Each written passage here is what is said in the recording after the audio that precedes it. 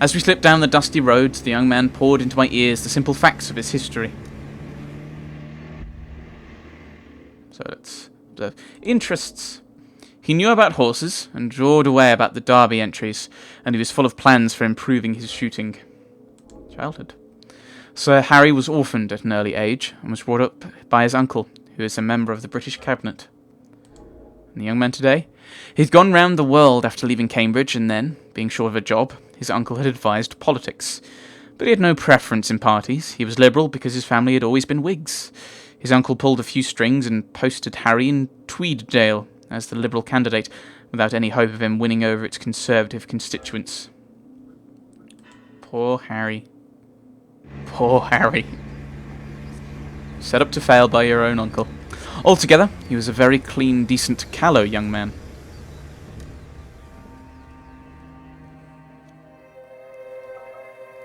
Continue the story in the next part. The Radical Candidate. Tuesday, the 26th of May, 1914, the Masonic Hall in Brattleburn.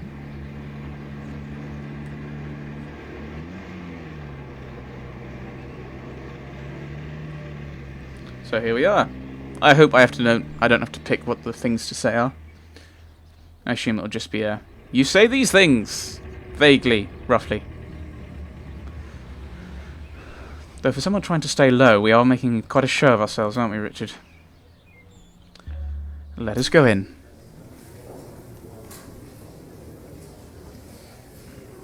The hall had about 500 in it, women mostly, a lot of bald heads and a dozen or two young men. The chairman was a Weasley minister with a reddish nose. He lamented on Crumpleton's absence, soliloquized on his influenza, and gave me a certificate as a trusted leader of Australian thought. There were 2 policemen at the door, and I hope they took note of that testimonial.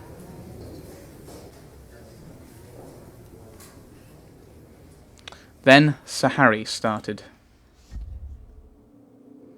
Oh dear. His notes. He had about a bushel of notes from which he read, and when he let go of them, he fell into one prolonged stutter. Every now and then he remembered a phrase he had learned by heart, straightened his back, and gave it off like Henry Irving. The next moment he was bent double and crooning over his papers. The German menace. He talked about the German menace, and said it was all a Tory invention to cheat the poor of their rights and keep back the great flood of social reform, but that organised labour realised this and laughed the Tories to scorn. Those who don't remember history are condemned to repeat it. The British Navy. He was all for reducing our navy as a proof of our good faith, and then sending Germany an ultimatum telling her to do the same, or we would knock her into a cocked hat. Peace and reform. He said that, but for the Tories, Germany and Britain would be fellow workers in peace and reform. Those who don't remember history. I thought of the little black book in my pocket. A giddy lot Scudder's friends cared for peace and reform. All in all. In a queer way, I liked the speech. You could see the niceness of the chap shining out behind the muck with which he'd been spoon-fed. Done. I mightn't be much of an orator, but I was 1,000% better than Sir Harry. I simply told them all I could remember about Australia, all about its Labour Party and emigration and universal service, praying there should be no Australian there. I doubt if I remembered to mention free trade, but I said there were no Tories in Australia, only Labour and Liberals. And I started in to tell them the kind of glorious business I thought could be made out of the Empire if we really put our backs into it. Altogether, I fancy I was rather a success. The minister didn't like me, though. I'd like to propose a vote of thanks to Sir Harry for his statesmanlike speech, and to Mr. Twisden, whose words had the eloquence of an emigration agent.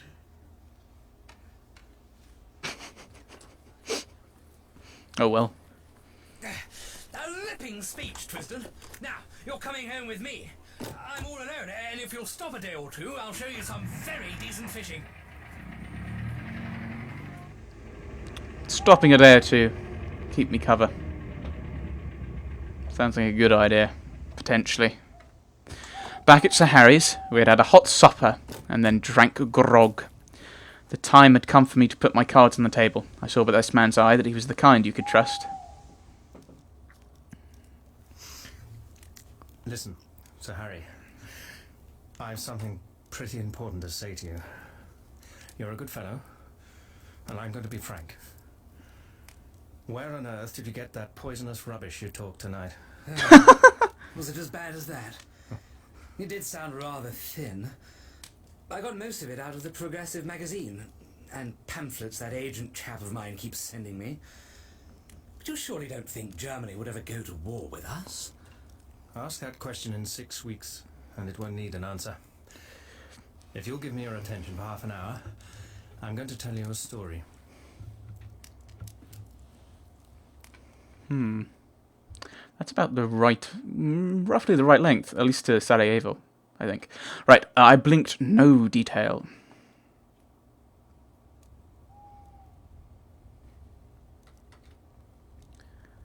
So you see, you have got here in your house the man that is wanted for the Portland Place murder. Your duty is to send your car for the police and give me up. I don't think I'll get very far. There'll be an accident, and I'll have a knife in my ribs an hour or so after arrest. Nevertheless, it's your duty as a law-abiding citizen. Perhaps in a month's time you'll be sorry, but you have no cause to think of that. He was looking at me with bright, steady eyes. What was your job in Rhodesia, Mr. Hannay? Mining engineer. I've made my pile cleanly, and I've had a good time in the making of it. Not the profession that weakens the nerves, is it? As to that, my nerves are good enough.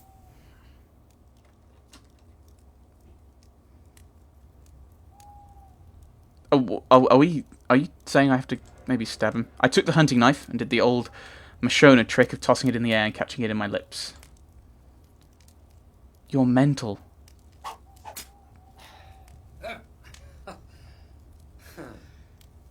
I don't want proof. I may be an ass on the platform, but I can size up a man. You're no murderer, and you're no fool. I believe you're speaking the truth. He just threw a knife and caught it in his mouth. Now, what can I do? First, I want you to write a letter to your uncle. I've got to get in touch with the government people sometime before the 15th of June. He pulled on his mustache. That won't help you. This is Foreign Office business, and my uncle would have nothing to do with it. Besides, you'd never convince him. No. I'll go one better. I'll write to the Permanent Secretary of the Foreign Office. He's my godfather and one of the best going. Now, what do you want? That is a good question. I sat down at a table and wrote, and he sat down at a table and wrote to my dictation. Da da da da da. Dear Walter, I hope this letter finds you well, and I must apologise for not being in touch for such a long while. I'm finding all my time taken up with this political business, even to the detriment of my fishing. Anyways, on to more important matters. Without sounding overly... Without sounding overly enigmatic, I'm writing to say that if a man called Twisden happens to make your acquaintance before the 15th of June this year, it would be to your benefit to treat him kindly, despite what he may look like. Oh, no, it was on a little further. This Twisden chap will prove his bona fides by passing the words Blackstone and whistling Annie Laurie. Listen carefully to him, dear uncle. Here's something to say that might just wake you up. Cheerio, and happy hunting. Harry. Right. There we go. Good. That's the proper style. Oh, by the way, you'll find my godfather, his name's Sir Walter Bullivant, down at his country cottage for Whitsuntide. It's close to Artonswell on the Kennet. And that's done. Now, what's the next thing? You're about my height. Lend me the oldest tweed suit you've got. Anything will do, so long as the colour is the opposite of the clothes I destroyed this afternoon. Then, show me a map of the neighbourhood and explain to me the lie of the land. Lastly, if the police come seeking me, just show them the car in the glen. If the other lot turn up, tell them I caught the South Express after your meeting. Right. So we're kind of hiding away. He did, or at least promised to do, all those things. I shaved off the remains of my mustache and got inside an ancient suit of what I believe is called heather mixture. Peoples. The map gave me some notion of my whereabouts and told me the two things I wanted to know: where the main railway to the south could be joined, and what were the wildest districts near at hand.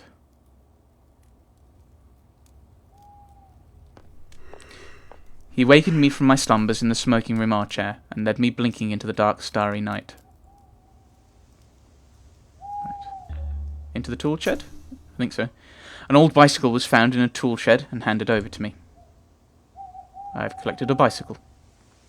First, turn to the right, and by the long fir wood. By daybreak, you'll be well into the hills. Then, I should pitch the machine into a bog and take to the moors on foot. You can put in a week among the shepherds and be as safe as if you were in New Guinea. Thank you. Think nothing of it. You got me out of a tight spot last night. Now, you better get cracking. Good luck. Thank you, Sir Harry. Into the hills. I pedalled diligently up steep roads of hill gravel till the skies grew pale with morning.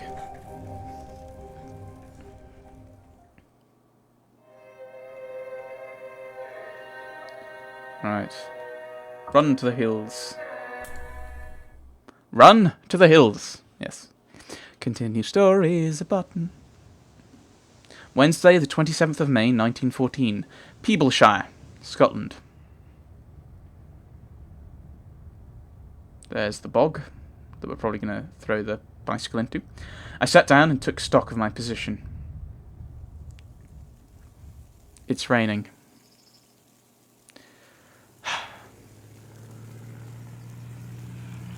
I realised that my vantage ground might be in reality a trap.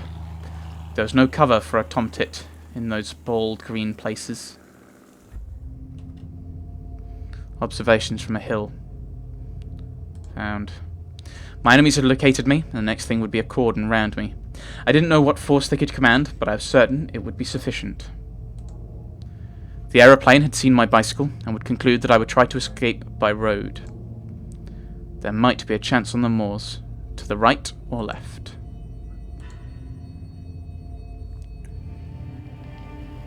So we're going to ditch the bicycle, of course, as was suggested to us by Sir Harry.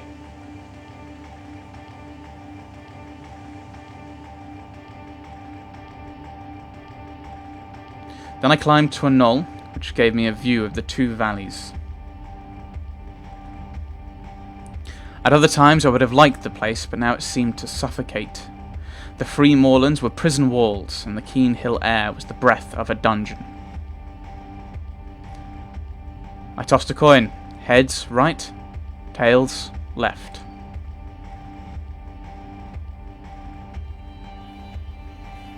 Heads it is.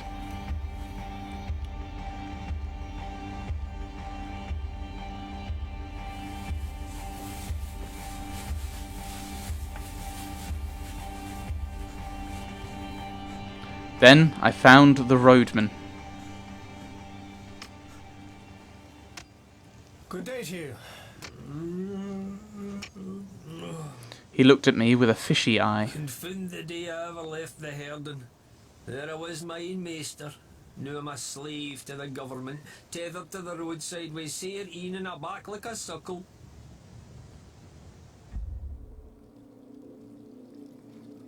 Yes. The job.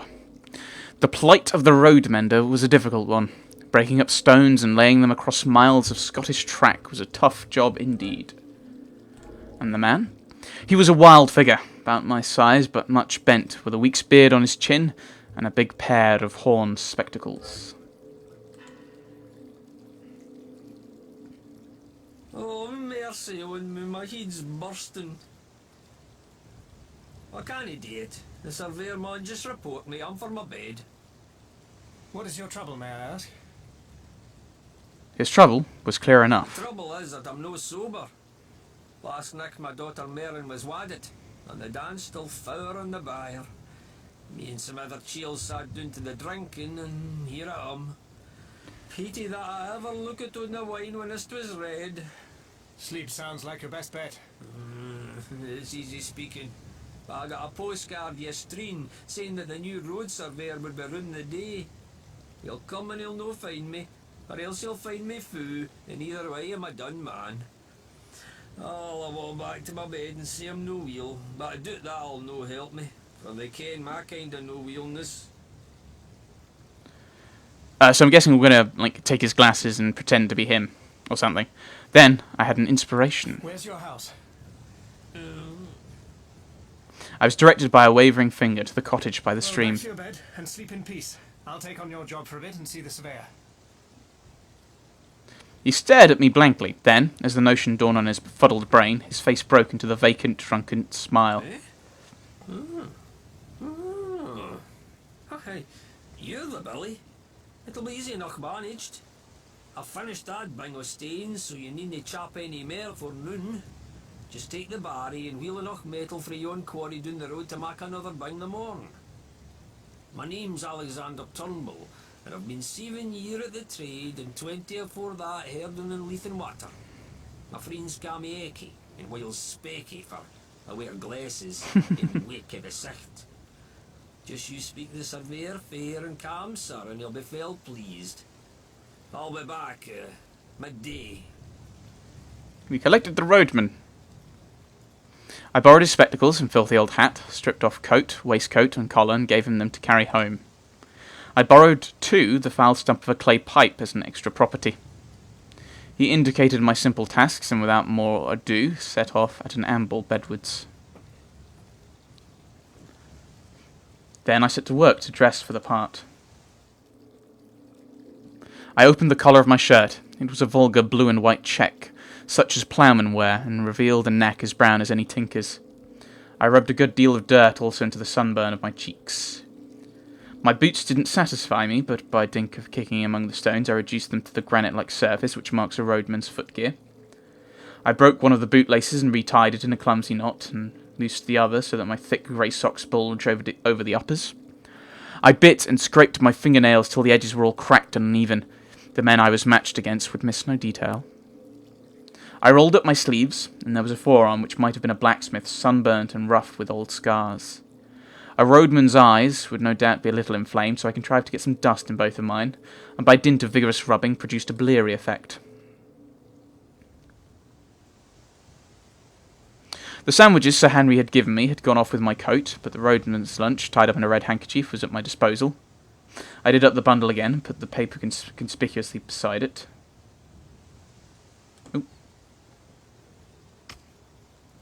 On I went, trundling my loads of stone with the heavy step of the professional. Soon I grew warm, and the dust on my face changed into solid and abiding grit. I'm guessing this is the surveyor. Well, he's pulling up. Are you Alexander Turnbull? I am the new county road surveyor. You live at Black Hawk Foot and have charge of the section from Laidlaw Byres to the Riggs. Good. A fair bit of road, Turnbull, and not badly engineered. A little soft about a mile off and the edges want cleaning. See you look after that. Good morning. You'll know me the next time you see me. Clearly my get-up was good enough for the dreaded surveyor.